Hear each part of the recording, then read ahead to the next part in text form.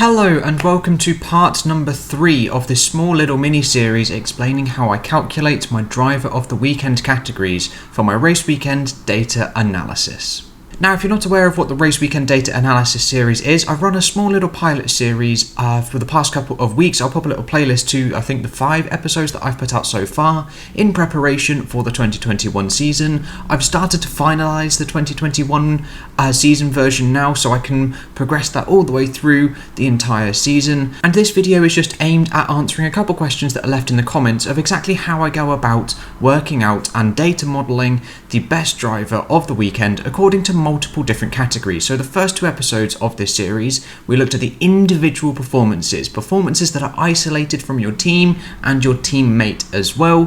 Whereas today, in part number 3 of how I calculate the driver of the weekend, we are looking at specifically performances against your teammate. There are 15 main categories. Now, I will just start off also by saying that this video is accurate as of the Hungarian Grand Prix edition of my Race Weekends data analysis. This is changing. This format is changing ahead of the 2021 season. I am still finalising those changes, so they will be made live as of the 2021 season's start. But the first category that we're going to look at today under teammate performances is the percentage pace difference to your teammate during the entire race. So let's take a look at what this actually looks like. So let's pull up lap number 1, 2, 3, 4 and 5 for the Hungarian Grand Prix for Lewis Hamilton and Valtteri Bottas. These are the lap times that the drivers set. Now we can see that there are some pit stops, lap number 4 for Hamilton, 113 seconds, and then also lap number 3 for Valtteri Bottas, as it was a sort of rainy start.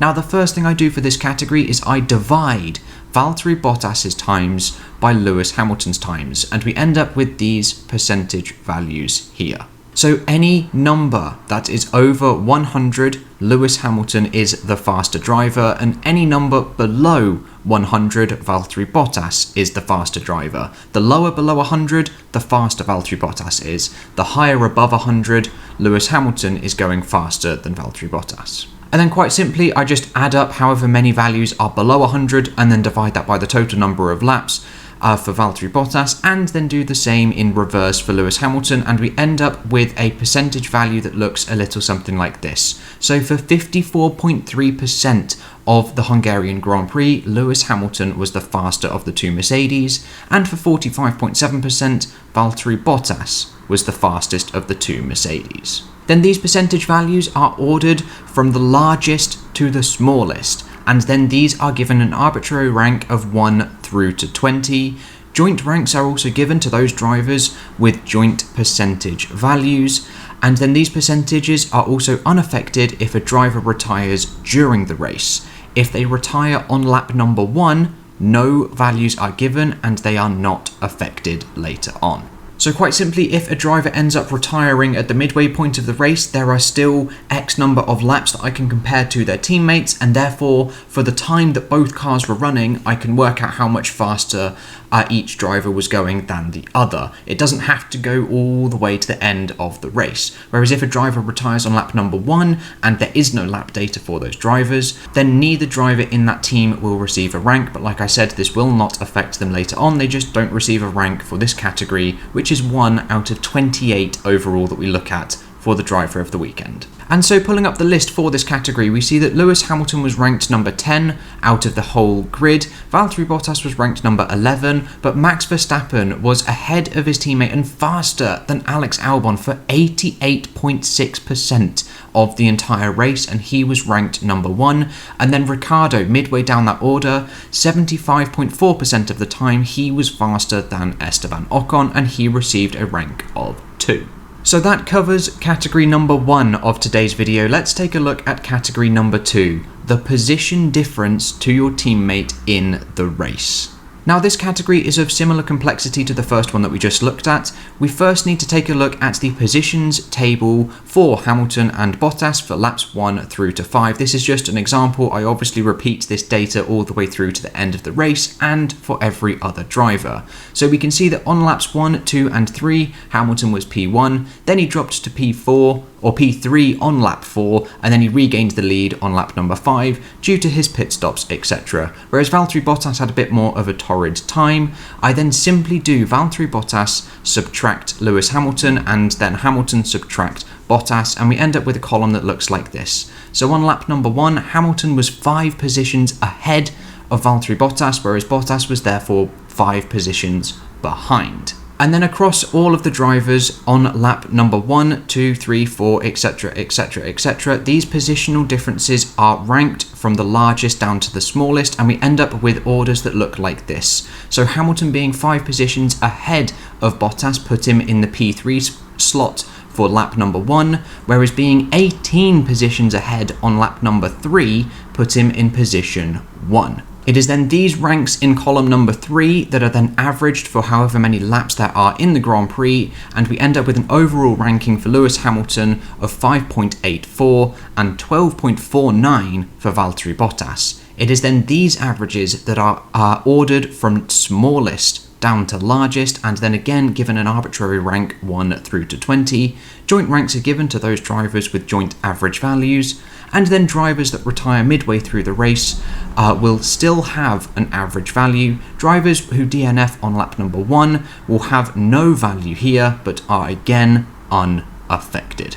There's lots of averages and lots of percentage values being taken here, but the whole premise is just seeing how much ahead your teammate is, or how much ahead of your teammate you are during the whole process of the race. And I just do this on a lap by lap basis and then average all of the laps going down the order of the Grand Prix. And then taking a look at the order table for this, we see that Hamilton with his 5.84 ranking was P7 out of the entire grid, whereas Max Verstappen once again proving his dominant display over his teammate was ranked number 2, whereas Ricciardo this time is ranked number 1. And so that was category number 2 of today's episode, and now we're going to take a look at the very, very samey categories 1 through to 6, and that is the gap to your teammate in FP1, FP2, FP3, Q1, Q2 and Q3 as well. That one didn't need to pop up, that's for slightly later on. Now this category is identical for FP1, FP2, FP3 and then Q1 all the way to Q3 as well, so I'm only going to go over it once as it is exactly the same maths. First of all, we need to pull up the FP1 lap times for each of the drivers. Today we're just looking at the 2 Mercedes and the 2 Red Bulls.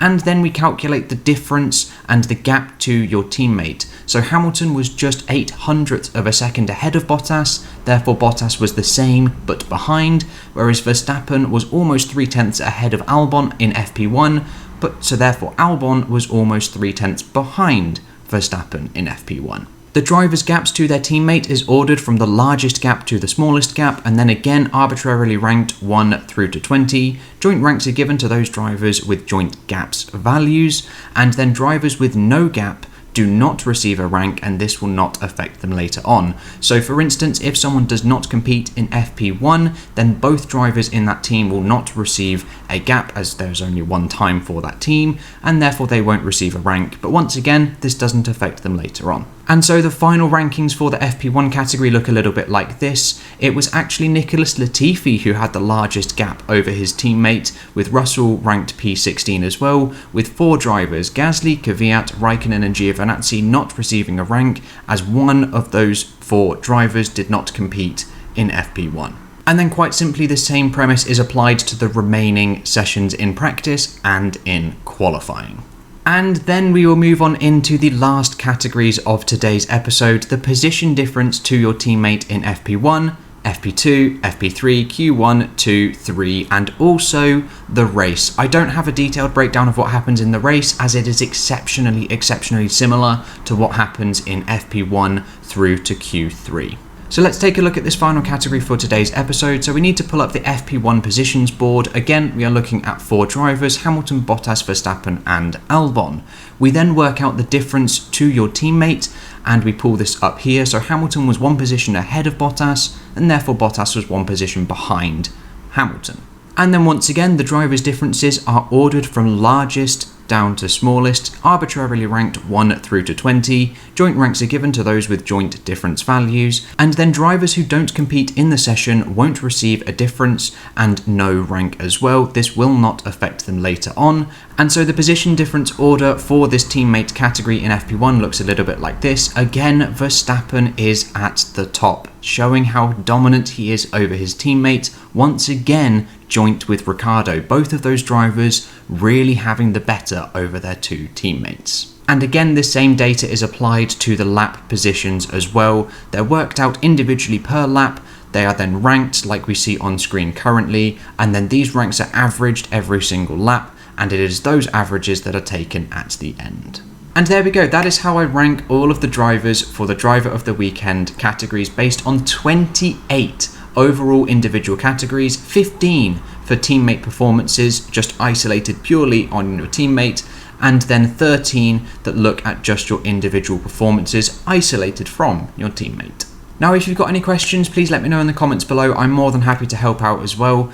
And do look out for when the 2021 season starts. I've got the data analysis series running, and hopefully I should have a separate video as well, including all of the Driver of the Weekend categories and exactly how the changes that I'm going to be implementing have been affected. But that is all I've got for you today, guys. I hope you have enjoyed, and I will catch you in the next episode with whatever and whenever I decide to make it. I'll see you guys then.